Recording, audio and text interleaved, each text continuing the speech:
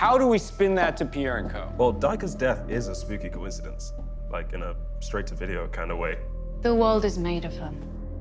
I don't understand how Rishi happened to be acquainted with the journalist. Well, he sold drugs to him, apparently. And he's facing manslaughter charges. I'm glad he found his way home. I'll call when I know more. Speak soon. Hi, my name's Alastair Matchett. I was an ex-banker, firstly at J.P. Morgan, then went into private equity in 3i. I'm here to talk about the industry series, and we're taking a look at series number 4, episode 5, which is called Eyes Without a Face.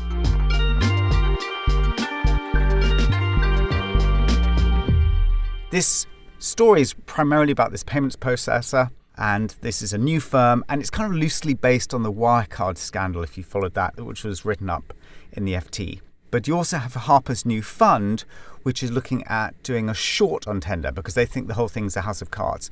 And the story is really about going in and figuring out if they can prove it's a house of cards. So let's jump in. Guys, I've been pretty pliant, but risk needs more margin on the tender position. My hands are tied. We stuck to the risk limit that we agreed, 250 gross leverage. Yeah, stock is up another 7% on Morgan Stanley's Turbo Bullies preview the user uptake data for their new app. They've heavily beat their projections. We can't wear this pain. I can't. You need to post more collateral or we'll continue liquidating your other positions. What fucking positions? My positions? European positions this morning, your per trades in the energy and utility names. H, Harper, those were my positions. The only ones in our book making any fucking money. We needed some headroom, okay? And your longs, hedges, whatever you want to call them, are not conviction positions. And they run counter to the philosophy of this fund. What's the philosophy? Bet big, lose the house. Honestly, only Are you fucking margin calling us or not? Hey, spur me the tone. Eric, okay? I'm nominally a friend, but the margin clerk's here to make Reinhard Hedrick look laissez-faire, okay? And you've breached your risk limits. A budget's day of execution, it's more than I owe you, really. You're gonna have to post more collateral in the next 48 hours, 72 at the absolute most, or I won't be able to stop your man liquidating tender too. That or the share price sees a material sell-off, but the world does not see that company the way you do, unfortunately. Gotta bounce, need it back on the desk, sorry. So in this first scene, you've got Eric and Harper talking about the risk limits in the fund. What's happened here is they've got a short on tender. And what that means is that they have borrowed tender stock and then sold it to somebody else. But they're still on the hook of settling the borrow trade that they did. And what that means is they've got to buy back the stock. Now, the problem is tender's share price has actually risen, not fallen as they expected. So what's happening is, because the stock has risen, they're getting margin calls. In other words, the people that lent them the stock want a bigger deposit to make sure that they are good for the money. And Eric's saying, look, you haven't got enough money in the fund to make this margin call. And if you don't, what will happen is that they will liquidate all your positions. So if you have a situation where you've got a short, you borrowed stock from somebody and you've got to give the stock back, but you haven't got it because you sold it, what will happen is, as the trade goes against you, the borrowers will say you need to deposit more money. And that's what's happening here. And if you don't have it, what they will do is that they will force a liquidation of that trade. And so all your positions unwind and the whole fund will blow up. And that does happen from time to time. So this is what they're calling a margin call. So their brokers are calling for more deposit, but they don't have the money to pay for it. And they're looking at going to other prime brokers to get more capacity, but that's going to cause even more problems. And generally, I think it's a bit unrealistic for them to expect to go to another prime broker, because essentially they'd have to lie and they'd have to falsify things like accounts, and that would be outright fraud. So I think that's a little unrealistic, because generally speaking, the prime brokers would do quite a lot of due diligence before they would actually allow a new client to come on board. What are our options? Pull back our gross exposure. Get back inside our risk limits. Liquidating the other names in Kwabna's book did that. It is not going to appease them enough. How'd you think your head trader took you expunging his positions without consent? Those the actions a good boss? I'm sorry, you want to run that sentence back to me, or shall I point out every hypocritical fucking syllable? An equity infusion. Emergency cash raise. We scraped the fucking barrel getting dollars in the first place. So why now for fresh blood? Okay, what about a Hail Mary or a leveraged binary trade? I'm not letting you play craps. okay? I've given you enough mileage. My 10 million first loss is already on the pyre. I think if you leave your girls some money, they're gonna love you. Now, in this scene, there are two slang terms which they're talking about. One is Hail Mary, and the other is a leveraged binary trade. So Hail Mary is a trade which is a low probability of success, but if it is successful, it's like spectacular. So a Hail Mary is where you're really taking a big punt, and if it pays off, you're just going to be a genius, and if it doesn't, you're going to lose a lot of money. But the probability is it's not going to pay off. Then the second terminology they're using is called a leveraged binary trade. And this is kind of like in gambling where you put it on red or black. It's kind of either going to win or you're going to lose. And a good example of this would be trading biotech stocks, where you're making a trade on the basis that the biotech has got a new drug and it's either going to be approved by the FDA or not approved by the FDA. So either you're going to win or lose. It's kind of binary. So those are the two terminology of these trading terms that are used on the street. I reverse image searched that novelty check pick and it links to an article about SwiftGC's acquisition. It's a curious detail about who did it. A local boutique investment bank? No, SwiftGC instructed a lawyer.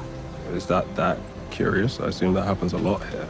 Well, how curious it is depends on the size of the deal in question and the size of the legal operation, does it not?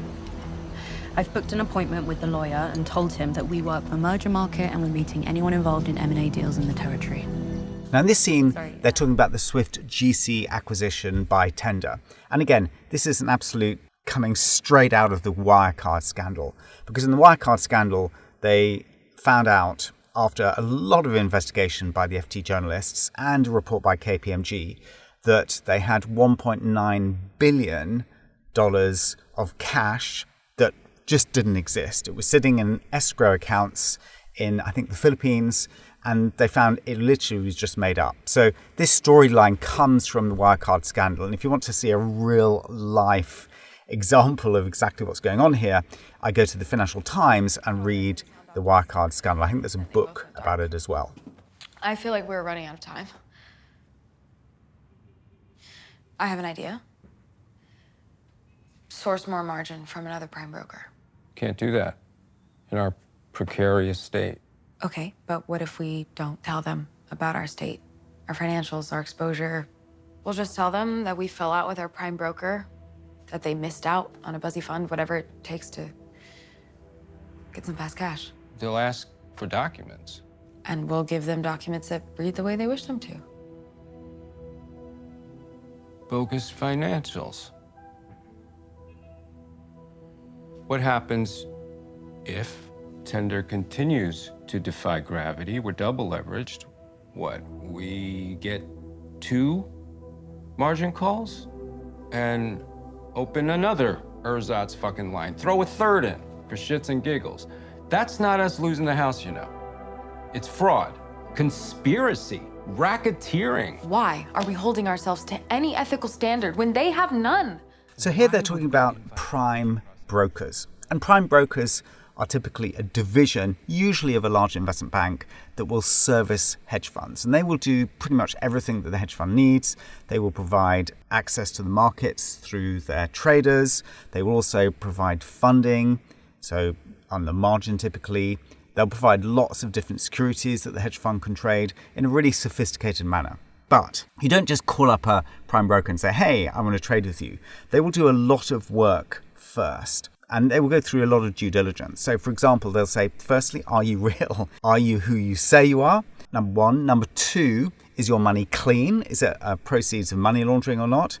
Number 3, are you going to blow up? Are you taking too much risk? What kind of risk controls you have? Number 4, is any reputational risk? And that's kind of a know your client focus.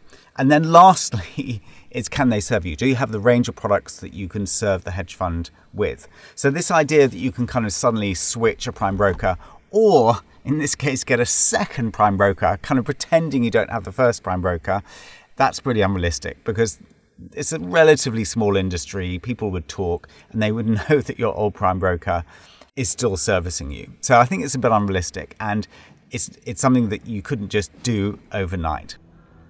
Who are you? Sorry, we're just looking. Do you know of tender? Huh? Tender? Do you know Tender?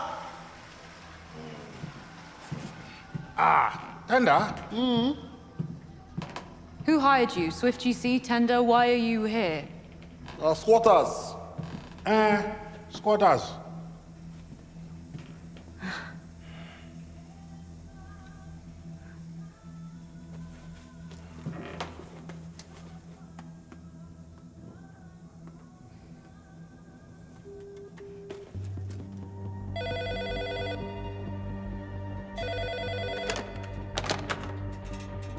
Hello, you've reached Tender. Your call What is are we important. looking at? A facade. So here we've got Sweet Pea and Grabena in Accra, Ghana, taking a look to see if the acquisitions by Tender are actually really there. And so they're looking around for trying to find the offices. And again, this is an exact replica of what happened in Wirecard, because in that situation, the FG journalist, the main FG journalist, was a guy called Dan McCrum, and he had a team working with him, a fairly small team, and the person that went out to see the offices of Wirecard was called Stefina Paluma. And she went to the Philippines, Manila, and to try and find the headquarters of one of their acquisitions called PayEasy. And they eventually tracked it down, and it was a shared office with a tour bus rental business. She went to another acquisition, and in the case of that company, their offices was just a residential address. So this has really happened in real life in the Wirecard scandal. And what was interesting about that scandal is that the regulator, Wirecard was based in Germany, the regulator BaFin was basically saying the FT are acting on behalf of the hedge funds and they're in collusion to make money. So the BaFin was pushing back on the investigative work by the Financial Times. And eventually they got KPMG to do a report to say, look, we're clean, come and do a report, KPMG. And the KPMG report was pretty damning, saying, yeah, we can't verify where the cash has gone. And then the auditors, who I think were EY, they wouldn't sign off on the accounts. So this actually has happened in real life, and it's being replicated in the industry story, which is a great TV. Sweet Pea. The thing is nothing. What? Put me on speaker. You are, go. The thing is nothing. Okay, all right, can you explain? Dyker's payment laundry thesis suggested that Tender's high frequency and acquisitions was to circumvent local decency and gambling laws, right? But what if something else was motivating their indiscriminate spending? Let's say you claim to be a fast-growing, highly revenue-generative company, but it is only a claim. Fake profits leads to fake cash. So what do? You have to deploy said fake cash. Why? Because the cash reserves are the first thing that an auditor looks at. But how do you account for the cash balance not being there? You say, oh, I've already spent it. But Tender are lying about the value of what they're buying out here because juicing it up fuels the facade of aggressive growth and then deploys said fake cash. It's a Potemkin village. They paid $50 million for an empty room. Why? Because they didn't. Swift GC has no users, there is no revenue, and there is no $50 million. That's what their book says, but it's cosmetic. They probably paid 3 cents on the dollar, if that, and then knocked it back with bribes at local level to make it look like many multiples more. Photo ops, novelty checks, it's all surface. The cash can never sit still. It doesn't even need to be real. If it's hot footing from one acquisition to another, always too short a stay to be seen, they can always point to its next destination. Correct. The opaque structures, the complex web of subsidiaries, the Africa of it. They're probably so brazen they think people are too lazy to do the footwork to actually knock on the door. Well, guess what? I knocked on the fucking door, bitch. Now, they're talking about Tender's acquisitions here, which is kind of playbook to what Wirecard was doing, where they were making acquisitions of these payment processors. And acquisitions can be really problematic with fraud. There was another big fraud with a company called Steinhoff, which is South African, and they had made acquisitions to inflate their balance sheet.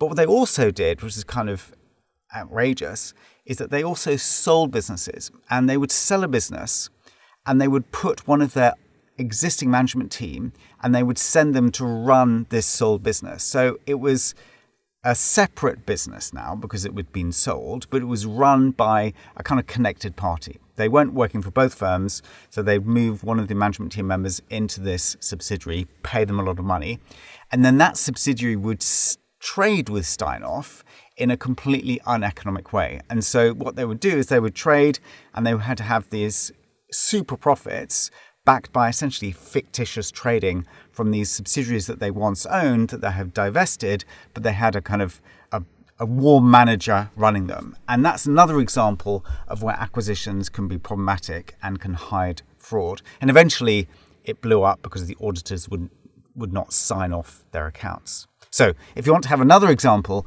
of acquisition-related fraud, go and look at the Steinhoff acquisitions. Well, I mean, what vectors can you hit them on? Doing the right thing? I mean, that's largely bullshit to human ears. Relief from the burden of the lie, relief from threat from other perpetrators of the lie. Relief from prosecution. I say this with respect, but these sources tend to be incredibly sensitive given what's on the line. Yeah, they require a special bond. Trust established through time. It's a gentle, protracted process. It's not best led by a person who stands to be financially compensated if the source decides to talk. Miss Golightly. I'm here. You think Jim was right about these guys? He was more right than he knew. Speak soon. Now in this scene they're talking about how to uncover the fraud and what they would do and trying to get proof and figuring out what they're going to do. I probably, if I were in their position, my first port of call would be to call the FCA. And the FCA stands for the Financial Conduct Authority. And in the UK, regulation in the finance industry is split into two parts. They have the Bank of England, and that's the prudential regulator. Essentially, do you have enough capital and you're not going to go bust? And that's really focusing on banks and insurance companies. And the other side is the Financial Conduct Authority, which is really focused around are people behaving well in these businesses and they're protecting consumers. So my first port of call in this case would be to call the FCA and say, hey, we think there's a serious fraud going on. Their offices, these acquisitions that they've made in Ghana don't exist. There's nothing in the offices. That would be my first place to go, because all you need to do is for the FCA to open an investigation and Tender's stock price would tank. And there's also another issue, is that because Tender is publicly quoted, during the IPO process, there would have been an awful lot of due diligence. And the investment bank that would be book running the IPO, in other words, guiding the company into the public markets, building a book of demand for their shares, would do extensive due diligence. And if they had IPO'd a company that was a pure fraud, as in the case of Tender, that would look extremely bad and people would be really, really angry about that. So it's usually unlikely in an IPO situation that you'll be able to IPO a company that's an out and right fraud, because there's so much due diligence going on. I'm not saying it doesn't happen, I'm saying it's actually pretty unlikely. But coming back to this situation, probably what I would do is go to the regulators. Now, in the case of Wirecard, of course, the Financial Times journalists did that. They went to BaFin, the German regulator, and said, Wirecard is a house of cards. It's made acquisitions of kind of made up companies. You need to investigate it. And BaFin said, we're not interested. You're acting on behalf of these hedge funds in London that are trying to take down one of the kind of highlights of the German economy. And of course, eventually it all blew up. It's not something that happens overnight. No, this is your window to potentially being exculpated. You're salivating over the speed of it all, aren't you? Actually, genuinely, who fucking cares? What incentivizes the truth? I hope this has been useful, going through the shenanigans going on in the industry TV series, looking at this Tender company, which seems like it's a house of cards, made acquisitions that simply don't really exist. And it is loosely based, as I said previously, on the Wirecard scandal. But please watch us again. We're going to be reviewing every episode of this series. So I hope to see you again soon.